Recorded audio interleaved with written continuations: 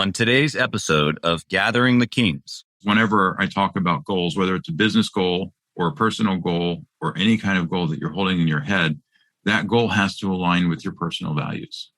If it does not align with your personal values, you will most likely not accomplish the goal, and you will most likely spend a lot of time in internal conflict, that can even manifest as pain. You are listening to Gathering the Kings with Chaz Wolfe, featuring fellow 7, 8, and even 9-figure business owners who have real battle scars from business and life, but have prevailed as the king that they are designed to be. We welcome high-performing entrepreneurs to the stage in order to reveal the real of the real on what it takes to build a successful business today. We dissect the good and bad decisions they've made along the way that give a true and accurate picture of the journey of success and how you too can get there. Through this dialogue, you will learn the value of growing your network and surrounding yourself with power players and kings like today's guest. Grab your pen and notebook because we're about to dive in. What's up, everybody? Chaz Wolfe. I want to tell you about my guest this week, Frank Oelschlager. This guy has been in and around tech for, I remember what he just said, 20 plus years, probably, maybe 30 years. This guy has a super unique perspective on business, and now he provides consulting services to the tech space. He breaks down so many pieces that literally release tension points as a business is scaling. This is exactly what he does for tech companies all over the world that pay him a ton of money, and he brings it to you today on Gathering the Kings. Grab that pen and paper. Here it comes. All right, guys. Chaz Wolfe. I'm back. Gathering the Kings. I've got Frank. Bro, Frank, you're going to have to say your last name for me. So this is the Americanized pronunciation of the name, Oelschlager. Oelschlager. Okay, so tell us where does that come from? That's German. Okay. Literally translated, it means oil striker. And so it really comes, the background is that somewhere back in my distant family, they made linseed oil. And so they struck oil out of linseed. So oil striker is literally what it was. Yeah. Wow. Well, you're not in oil anymore. Mm-hmm. Well, first off, welcome to the stage. Welcome to the show. We appreciate you for having me. Really, really happy to be here. Yeah. So you're not in oil, but what are you in now, Frank? Software and technology. Yeah. So obviously that means a bunch, right? And so I want you to give me a little bit of idea. What is, we'll get into your history, and I know what you're doing currently looks a little different than maybe what you've done in the past. And so that's fantastic. Maybe give us a little variance of understanding there. Okay. But at today, where you are now, what is it that you're doing inside that industry? Yeah, so it's actually pretty interesting. Me and a couple other guys that have had similar journeys to me have created this, we call it enterprise technology consulting. And it's essentially a hybrid of management consulting and hands-on technology consulting. So a lot of our clients come to us when they are at an inflection point with their product or service, or sometimes when they have some kind of existential challenge, or even there's a a life-changing market opportunity that has presented itself, but they need to do something different, right, in order to take advantage of it. And so we're very project-based, we're very outcomes-based with our clients. And, we work with companies from startups, usually funded startups, all the way through, multi-billion-dollar, global companies. We work, sort of across a lot of scale. So, my elevator pitch, I'd say, we're full stack and full life cycle. Yeah. And so for the guy who's listening, or gal, who's, most likely at a 6-figure mark, and they're trying to understand the positioning of what you offer to some of these big companies. And is it anything in the process from just getting started to the nitty-gritty to how to exit? Or is there specifics in between? Give us an idea of kind of what you'd like to hone in on. Yeah. So what we usually like to hone in on is where there's a problem space that is at the intersection of some business goal. It might be business advantage. It might be business survival. Sure. It might be, hey, here's a new opportunity. We need to go pursue this and see what happens. And then, we help them take that business goal, understand what role technology plays in that, how to implement that technology. And then a lot of times, they won't have the resources or the skills to do it, alone internally, or a lot of times it requires change in process. It requires change sometimes even, at a cultural level, right? So when you're truly doing something transformational for a company, you just can't go slap in a tool and, and say, okay, we're done. Right. Right. Unfortunately, people still try that. We've watched that fail for 40 years now. And people are still trying it. So it's sad. So, what we do is we help them with all of those moving pieces. Right. Yeah. I'm an expert in change management. I have taken companies at $30 million a year that started to go backwards and, help them change and become $100 million companies in like 2 or 3 years. Right. Yeah. So that's a transformation. And you can't do that if you want to have the same approach to things, if you want to have the same way of doing things, the same way of thinking, because that's not going to get you there. It's not going to move the needle. Yeah, it's funny that you say that, and obviously it's just more zeros. But we talk about that on the show all the time, which is maybe just less zeros and going from 6 to 7 figures. It's a different way of thinking. It's you like currently someone listening most likely is in the warrior stage, the grind stage, where it's marketing to get new clients, sales to sell those clients, fulfillment of fulfilling the project of whatever that project service is, and then finance of just getting the money organized. And so, and you just repeat, right? As many times as you can to get big enough to where you have resources. And now you can start thinking about like your team and a little bit more influence and maybe the next level. And so it's kind of the same thing. What you just said is that in order to go to the next level, 30 million to 100 million, or, 400,000 to 1.2 million, or 1.2 million to 5 million, like it's a different way of thinking usually. It is. And you actually said something, and I don't know if you intended to, but you put your finger right on the heart and on the meat of it, which is you need the ability to repeat, right? Because if you can't repeat it and get the same results, then you can't scale it. So if you want to go from 6 to 7 figures and you haven't figured out to take what you're doing to create that 6 figures and make it repeatable so that somebody else can do it, then you're never going to get to 7 figures or 8 figures or 9 figures, because ultimately it's going to be fractal. And even while you're rising above the grind, somebody still has to be building their business inside of what you're doing and feeling that grind. Because if nobody's feeling the grind, then complacency sets in, and that's bad. That's bad for everybody, right? So that grind never goes away; it just moves.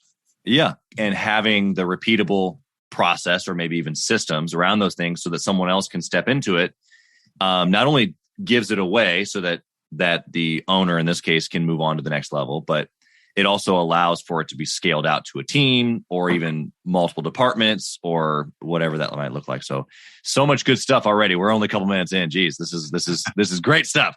Okay, so real quick, at this level in the game where you've had not only a major amount of success yourself, but now you're helping other companies have huge amounts of success. You said 30 million to 100 million. I mean, that's incredible in the tech space.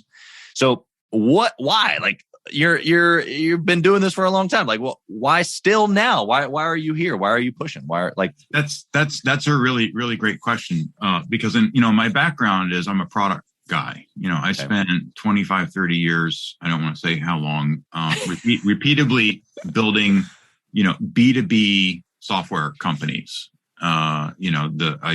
Including SaaS companies going all the way back to the 90s before it was called SaaS, but it wasn't application service provider either. We actually had, essentially what you would call multi-tenant architecture today, back then. So, I've really thought of myself as a product guy, a product innovator, moving the needle forward. We did geospatial analytics, machine learning stuff in 1998, right? Nobody cared at that point, right? But, we were really kind of doing some different things. And then in 2009, when we sold our last product company that I did to SAP, I just was like, 25 years of back-to-back startups is, you want to talk about the grind. Seriously. That's why I have, white hair. Thank God. So I knew I needed to like take a break and step out. And so a buddy of mine, one of the other partners in 10 Mile Square, which is our technology company that I described a little bit earlier. Yeah. He was like, well, why don't you come join us? We're doing these really interesting projects. At the time, they were digitizing Scripps Networks, which you might recognize as, Food Network, DIY Channel, Travel Channel, all that sort of stuff. So that was, kind of like cool stuff. And he sold me on the interestingness of the work and sort of a work-life balance. And I thought, okay, I'll go give consulting a try for a couple of years. That was 10 years ago. Yeah. and You're still here. I'm still there. And I've absolutely fallen in love with it. If I'm, depending on my mood, and stuff like that, somebody asked me the question, I might say, well, I used to have all of my own problems that I created myself on a daily basis, but now I get to solve other people's and sleep better at night. Yeah, exactly. So it's kind of a shift in perspective, because you can go in and not that you don't have co-ownership, when you're working with your client on outcomes. Yeah, you absolutely do. Yeah. But it's, my business, regardless of the state of my client's business, because a lot of times they'll come to me again at these sort of existential challenges, in more than one example, a CEO has brought me in because, there was an explosion of relationship with, whoever was running, technology, and they just needed somebody to figure out what was actually going on. And so, you have to come in and really deal with, a lot of different dynamics, but you didn't create them.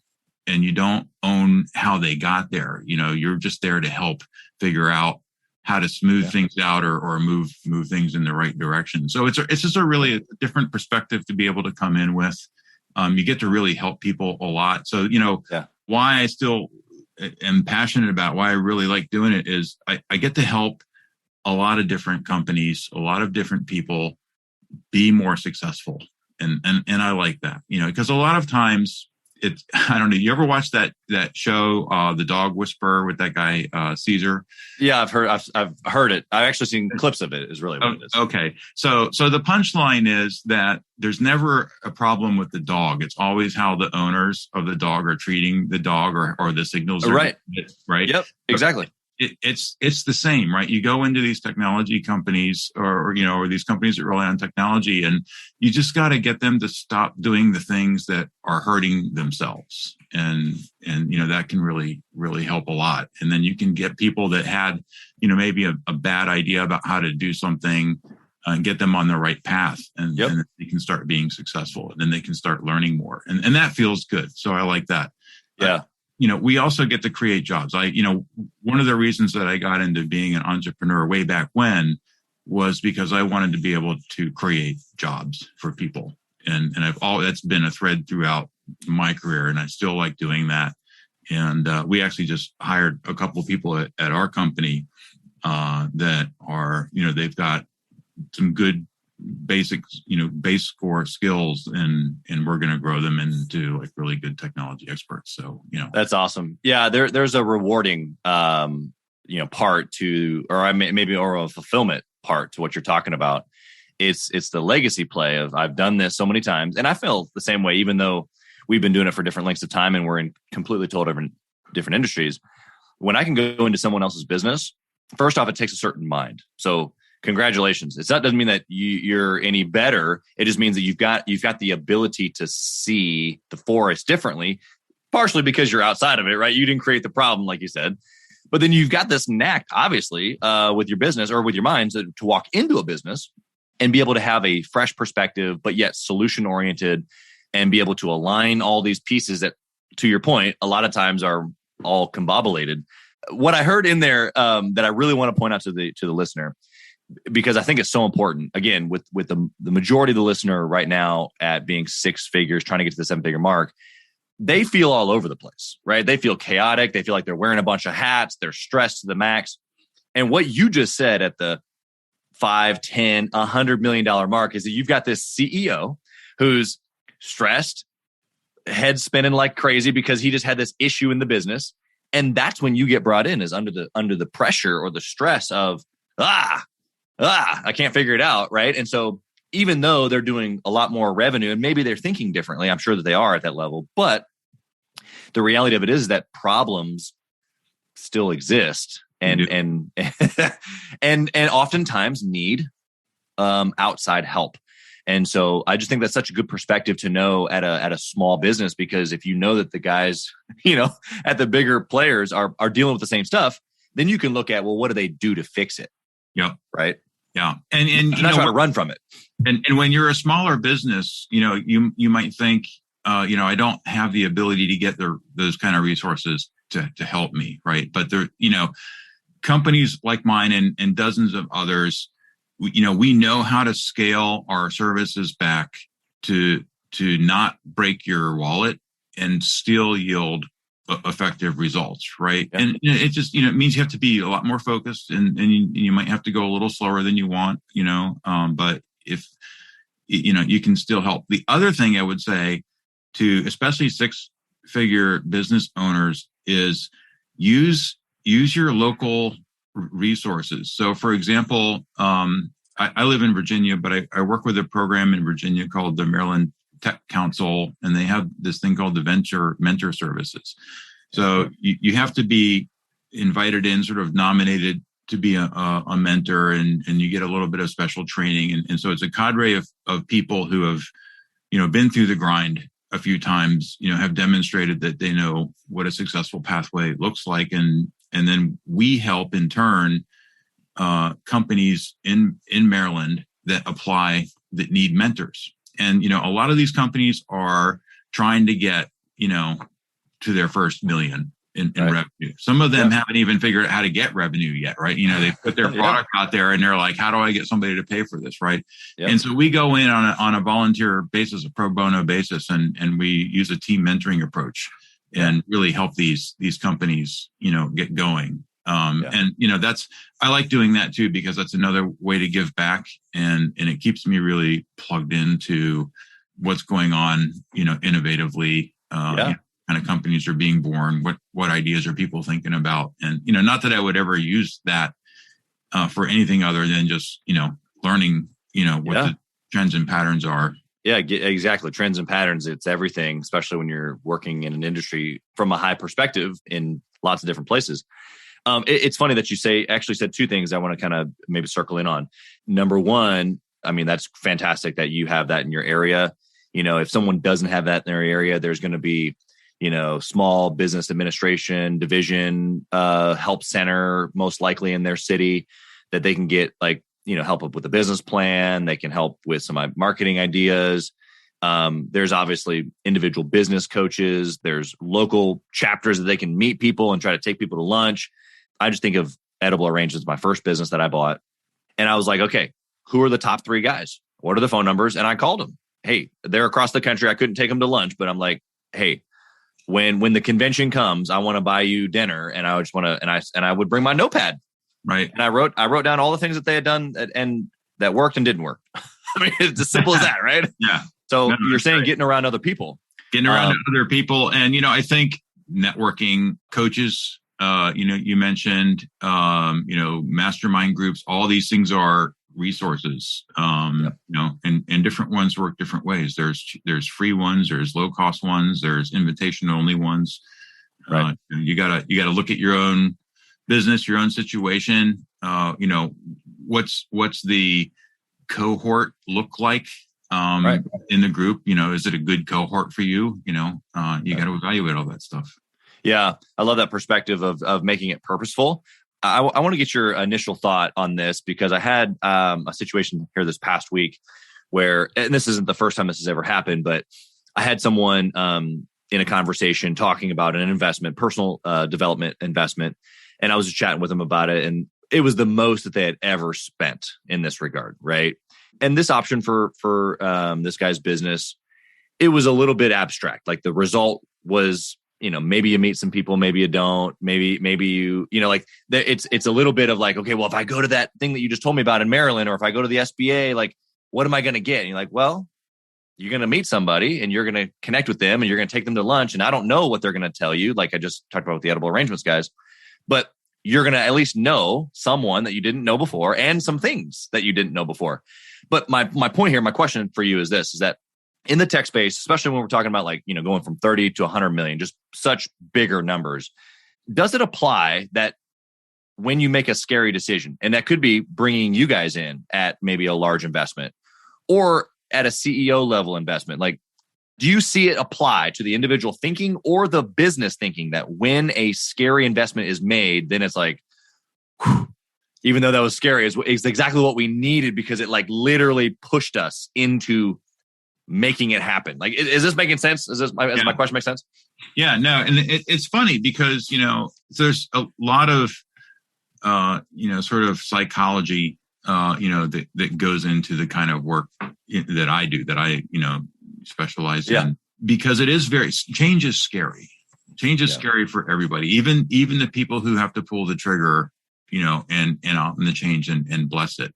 And, I don't really make it less scary for them up front because I will. So if you're a CEO and you're telling me, hey, I want to do a full agile transformation, across my whole company, help me figure out how to make that happen. And then, use your, trained resources and come in and work with us and make it happen. The first thing that I will tell them is this is not a set and forget exercise. You have to be actively part and actively vocal of that transformation yourself, because, change is a thing that requires not only active resistance against entropy, you're actually trying to move the needle in a different direction. So, basic physics, right? If you have to pour more energy into the system than it's currently consuming, right? Yeah. And you have to do that for a while. Yeah. So, more than you think. A lot more than you think, right? So this is not, you're going to send out an email for a couple of weeks reminding people there's an agile transformation going on. Hey guys, we're transitioning everything. Right. So, I want them to not be scared of the change. I want them to be thoughtful and intentional about what they need to do personally to make that change have any chance of success. And I think, even though it's daunting at first because they thought they could just say, thou shalt be agile and it will happen. And, they realize it's a much different proposition than that. But that knowledge also arms them, right? Because now they have a mental map in their head for how the company is going to move from A to B. Whereas when they were in the declarative mode, there's no mental map for that, right? They see now and they have a state there. Everything in the middle is a fog. Right. That makes the change scary because they don't understand how it moves from A to B. But so you can walk them through that, but you have to get them to make that map connection. You can't just draw the map for them, right? You just you have to be part of this, and you have to breathe energy into that, and this is and they build that map themselves, and that's the psychology. Yeah, no, it's huge. In fact, earlier when you said that you were the change, I can't remember exactly the title that you used, but the change agent in essence. You're right. It's so much thought process and mindset that goes in top down, all like literally from the top down, and even just applying this again to our listeners who are most likely six figures. It's like, maybe it's just them and one or two other guys, but the standard of operation, the process that we do things, whether they're repeatable or not, like all this ties together, does it not? Like if I'm going to hand this off, it's got to start with me, whether it's changing or whether I'm just literally building it from ground zero. The ownership piece that you're talking about can't just be, well, here you go. Yeah. So here's a real world example for you, for somebody who's at a 6-figure level, right? And, you've been building what's essentially, a B2C or maybe even like an expert to consumer, kind of business model. Yep. And, that scales to a certain point and, maybe you figured out how to make it repeatable. And so now you're going to put a platform around it. You start building a platform around it and you're showing some people and there's some interest. And suddenly a Fortune 500 company calls you and says, hey, some of our people started using this. We would just want to get an enterprise license. And it needs to integrate seamlessly, with our HR system. So here I am. I can imagine the guy getting the phone call on that end who's six figures, and he probably just, soiled himself. Right. So, but here's the reality, right? You're working on this with probably everything you've got. You have a part-time developer that you hired off of, guru.com or whatever, who's not vested in anything, other than their, hourly rate for, checking in code that, is doing what you want as it evolves, under your tutelage, because you didn't really have a master product plan anyway, because this is evolving as you go. Right. So, what do you do? I mean, because to solve the need of this big company, you're going to have to throw, $200,000-$300,000 at this product right now. Yep. And string them along for a month or 2 months while you actually, build what, the things they need. And they need to know that, not really string them along, but, say, hey, we didn't build this as an enterprise product. The HR integration is going to take, this and blah, blah, blah. And you work all that out. But, this is a business model change. This is a complete, essentially left turn, from where you were going. Yeah. So, if you were building this, because you have some purpose, some mission, that you were, trying to create, say equity for a class of people, by creating this app that, does whatever it does, selling to a major corporation so that, they can check an ESG box on their HR checklists, Right. Does that still fulfill your mission? Right. Right. What are you going to do about that? How do you weigh those opportunities? These are the things that make these kinds of decisions scary. And it can happen. And so the reason I'm telling the story is it can happen at any level. You don't have to be a 10 or 100 or $1 billion company to have life altering choices put in your path. They can happen anytime. Yeah, you're 100% right. And I mean, I think if we're all honest, like a lot of these, especially for the entrepreneur who's got a lot of ideas, sometimes this could be daily. So how do you determine, or how have you seen other successful CEOs that you've worked with determine what's just an idea, or in this case, an enterprise level, something that came to us? It's a real opportunity. It's not a quote unquote idea, but it's a distraction. Like how do you eliminate distraction versus, wow, this is something that we hadn't thought of. This is a left turn, but if we go down this route, it does fill our mission. It does make us more money. It does create more jobs, like whatever that checklist is. But how do you in that moment do that decision?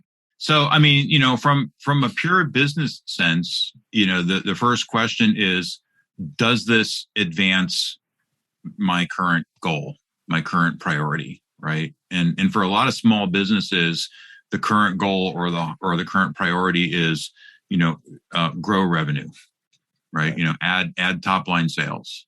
And that's, really, that's a driver for a lot of small businesses. Some of them get to a point where the priority shifts and becomes, deliver on commitments because they got so busy selling and got so good at that. They forgot to map out, the execution so that they could do it well for everybody. Right. So the early customers that went, oh, these people are awesome, then translated to the next level of customers that are like, they never show up.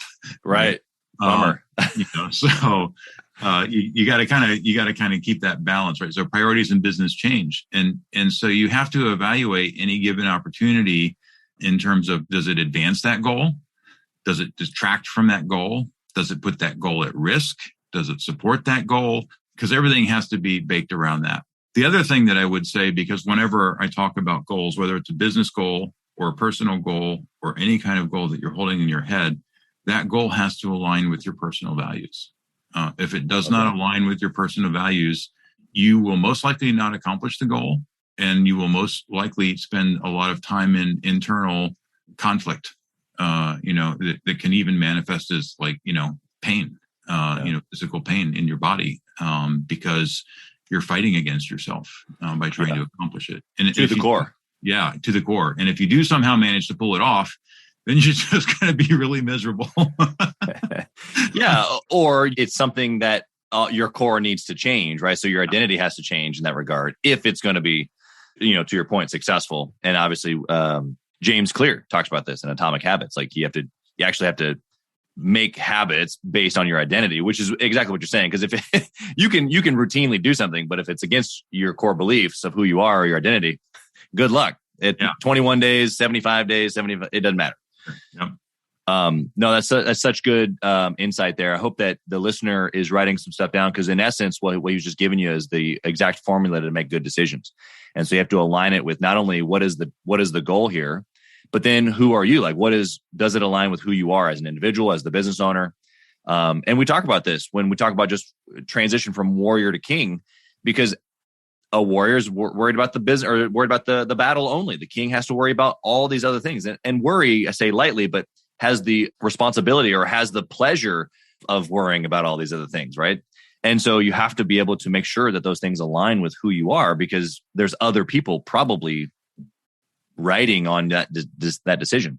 So let's flip the coin here, Frank. Let's talk about a bad decision. You didn't give us an exact quote unquote good decision that you made, but you gave us the process. And I love that. So if we flip the coin, give us an example of a bad decision that you've made in business that the listener could hear and be like, oh, okay, let me steer clear of that.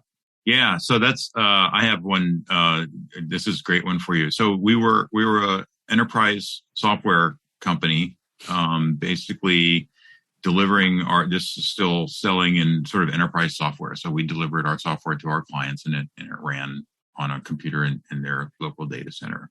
And the reason is because it was, sort of a real-time data integration product, right? So It needed kind of local access, and it moved data around all willy-nilly, not like other products used to do it back in those days.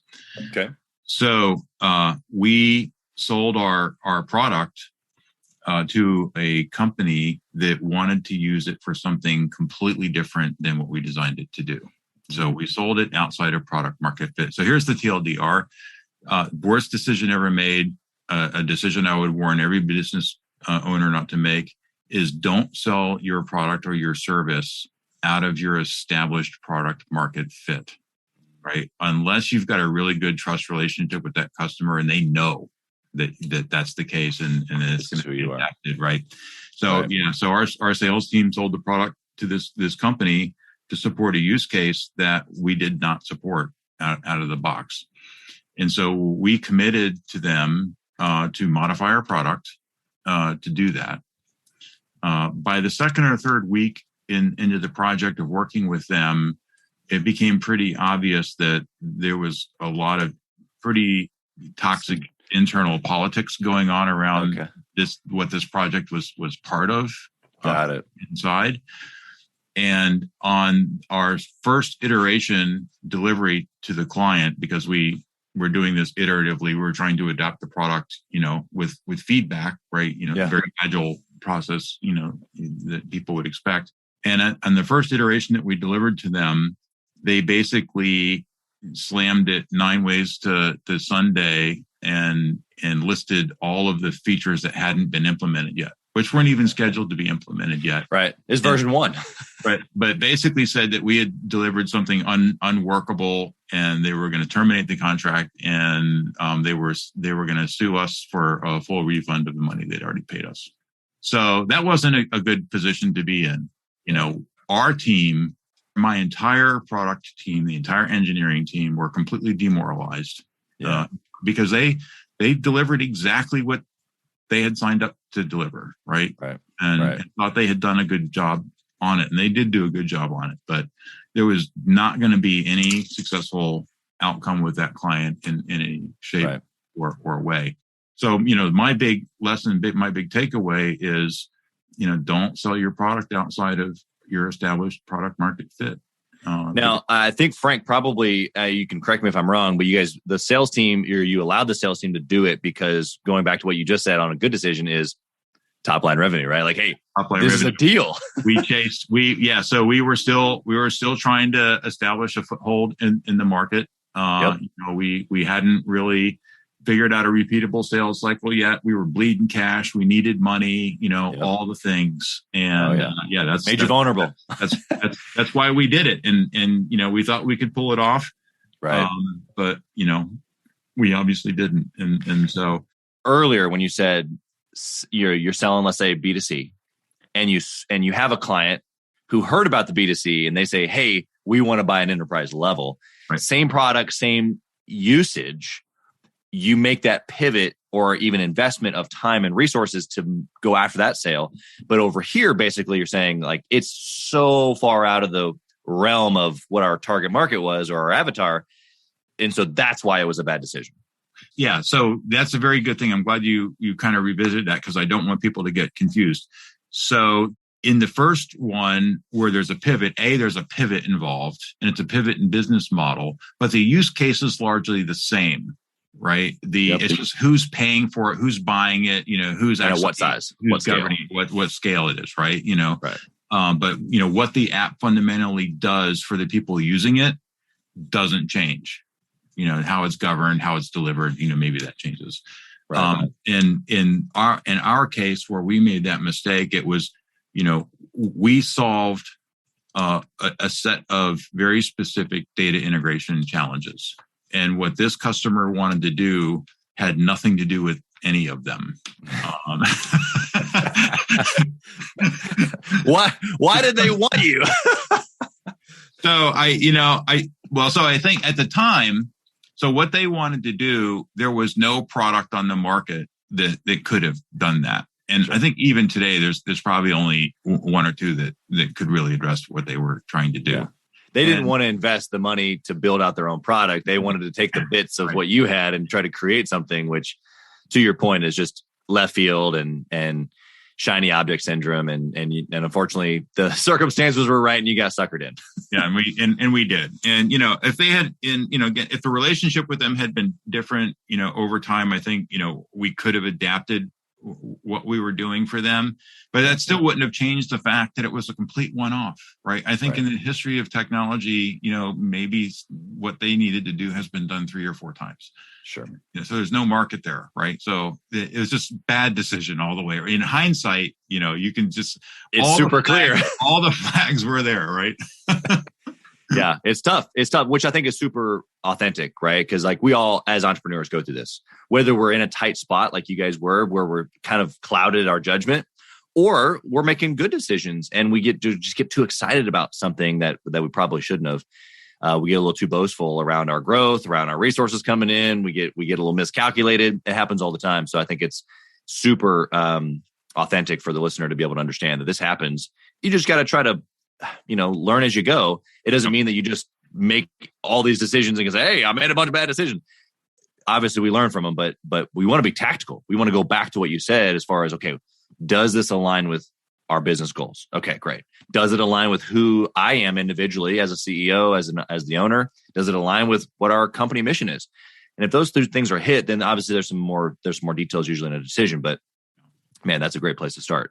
Yeah, it is. Because it's really, really hard to say no to money, especially when you're in the grind and you're struggling for survival, or maybe you're right on the edge of that break even, and you're like, yeah, I just want to hit that, but sometimes it's the right call. Sometimes saying no to money is actually the thing that will let you survive to fight another day. Oh yeah, yeah. Oddly enough, I enjoy it. It's so weird to me, but it's like finding a client that isn't the right fit. It's like I'm the first one to be like, hey, you know what? Let me back out because I got too many things going on. I got too many companies, too many decisions, too many, flows or irons in the fire that I can't have this one mistake. Now, it doesn't mean that I don't make bad decisions because we all do. But, if you can embrace what you just said, which is be able to basically step away from the deal. I learned that in negotiation. You got to be always willing to walk away, always. Otherwise, you're going to be influenced to make sticky decisions out of necessity. Right. Okay, let's do the speed round here, Frank. I'm curious to know some of your answers on these. From your perspective, obviously technology might be a little different, but generally speaking, in all of the companies that you've owned, been a part of, or consulted with, if you could just dwindle all of them down into one metric that you would track forever and ever, what would it be? Cash flow. Cash is always king, 100% of the time. You either make money or you have no business. Or you got a broke hobby. Right? You're making money or you're a charity, right? Those are your two options. That's right. Cut and dry. Okay. So what book would you recommend a six-figure earner read trying to get to the seven-figure mark? A book that I would read anybody who's trying to build a business of any kind is called The Hard Thing About Hard Things by Ben Horowitz. Ben Horowitz of Andreessen Horowitz, the A to Z, capital out in Silicon Valley. He started a network monitoring, kind of company way back in the beginning of the dot-com boom. The reason I like his book more than any other business book is because in every other business book written, they say the same 8 or 11 things. They just have their own way of saying it. And most of them talk about what things look like on the happy path. Most of them talk about, things, to do when you want to scale and, again, the positive, successful, rosy look at things. Right. Ben talks about everything he did wrong and, how he got there and, in hindsight, what would have been a better way to handle it. Yeah. And I learned more from that one book than I think I've read from every single other management, leadership, self-improvement book I've ever read. Yeah. Wow. If there's ever been a book promo, Frank, I know, right? You just gave it. I know. It's just, it's incredible. It's books that really changed the way I thought about startups. Yeah. I love it. I think that's super applicable. Okay. And we kind of talked about this earlier with mastermind groups and stuff like that, but do you intentionally network? Are you part of any groups, anything like that? Yeah, absolutely. Actually, I'm trying to build a new in-person group now that the weather's starting to warm up and people are willing to go out. We can meet. There's a great little coffee shop down the road here, and they have nice outdoor seating and nice. It's, partially covered. So, I think people will be willing to do that at this point. Yeah. What I found is that, tighter knit social people, groups are willing to get together indoors. But, the random, person, on LinkedIn is still like, well, can we meet at a coffee shop outside somewhere? So I'm trying to kind of coalesce these two things and put a new group of people together that come from a variety of perspectives and essentially what I will call the specialized service provider, ring, which is how I would classify kind of what we're doing right now. So kind of an ad hoc, invite only kind of mastermind, group where we can help each other. I mentioned the mentoring that I do. I'm also part of a sort of a more ninja group that's a business continuity task force within the Maryland Tech Council. Yeah. So we help people there, and that kind of resonates a little bit with my day job anyway, because these people are in the crisis of keeping their revenue streams alive. So a lot of companies got hit very, very hard when quarantine came, COVID, business models had to change. And we think, mostly about, frontline workers, the service industries being the most impacted. And they were horribly impacted. I don't mean to take away from them at all, but, software companies that support retail outlets on a SaaS basis, also got impacted pretty hard and essentially had to reinvent themselves overnight.